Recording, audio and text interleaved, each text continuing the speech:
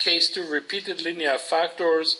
Let's say we have the denominator of the rational function, which is the integrand, is one repeated linear factor. So a1x plus b1 raised to the power of 4. So a1x plus b1 is repeated r times, and this is how we're going to write it as a sum of partial fraction. So you see that we have a1 over the linear factor itself, a2 over the square, and finally a sub r all the way to the linear factor raised to the power of r. So that will be the breakdown. And here comes, this is for an example, if we have x cubed minus x plus 1, and here we have two linear factors, both of them repeated, x squared, in other words, it's repeated twice, and x minus 1 repeated 3 times, x minus 1 cubed. So you see that we have ax and bx squared.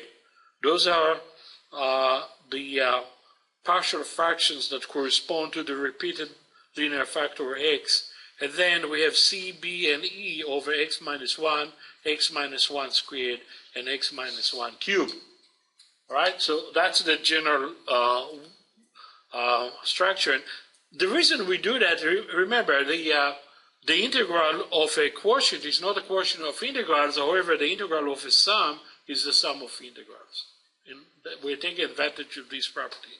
So here's the example. We need to evaluate this thing, x to the fourth minus 2x squared plus 4x plus 1 over x cubed minus x squared minus x plus 1.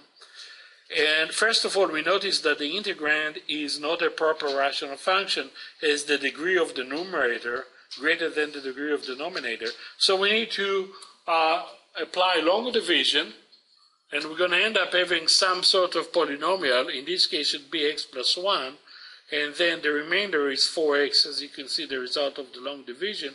So our integrand now is x plus 1 plus the proper rational function, which is the remainder over the denominator.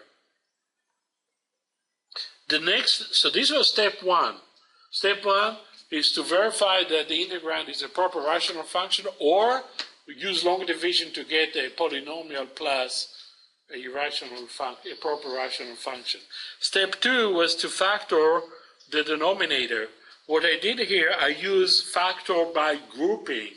This is, again, seldom used technique of factoring, but we need to factor x cubed minus x squared minus x plus 1. So I took the first two terms, and the common factor is x squared.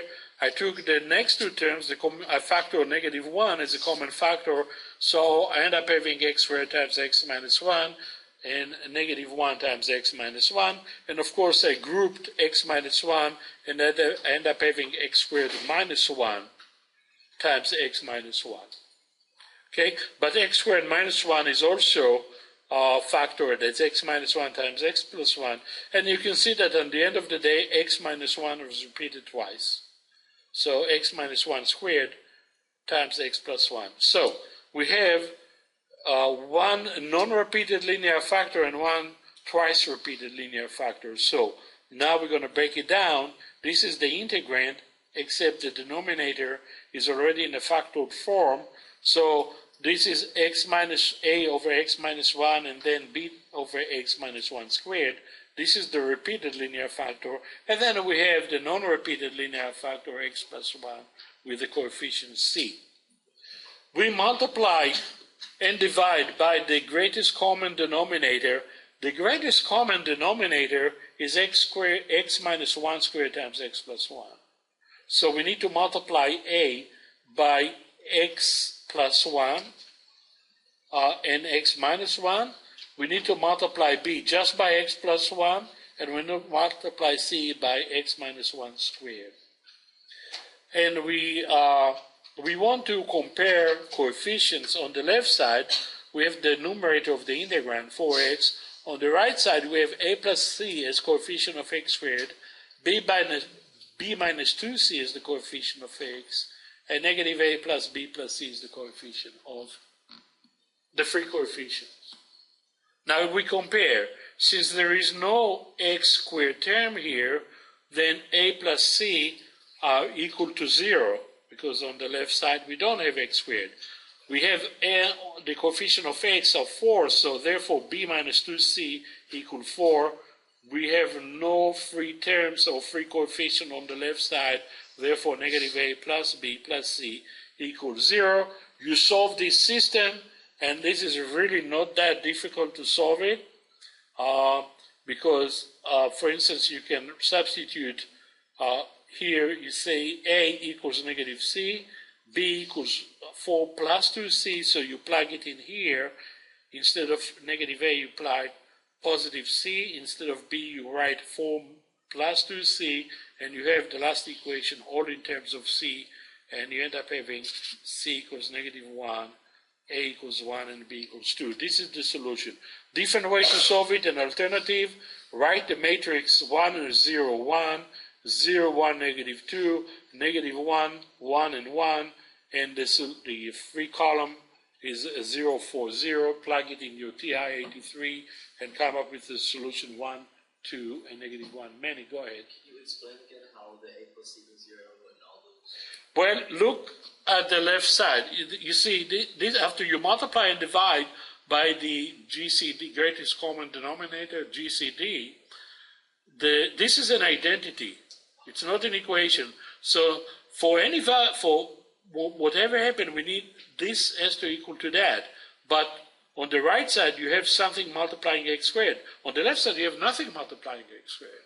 So the coefficient that multiply x squared must equal 0. So a plus c equals 0.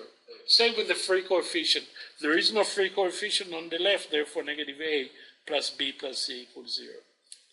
All right? So we found that the a, b, and c. And now we can write this rational function, the integrand, as a sum. Remember, we have x plus 1, which is the polynomial before the remainder, after the long division. And then we have the sum of the partial fractions. 1 over x minus 1, b is 2, so 2 over x minus 1 squared, and so on. And now we need to integrate, okay? And the integral itself is easy. You can see the integral of x, the integral of 1. 1 over x minus 1 gives you the natural log of x minus 1. This one, if you do a simple substitution, then like u equals x minus 1, then dx equals du. So you have 2 over u squared in the integral, or the antiderivative of 1 over u squared, or 2 over u squared is negative 2 over u, or negative 2 over x minus 1. And here again, the natural log, and you've combined natural log of x minus 1 minus natural log of x plus 1, you get by the rule of logarithm, you get the natural log of x minus 1 divided by x plus 1.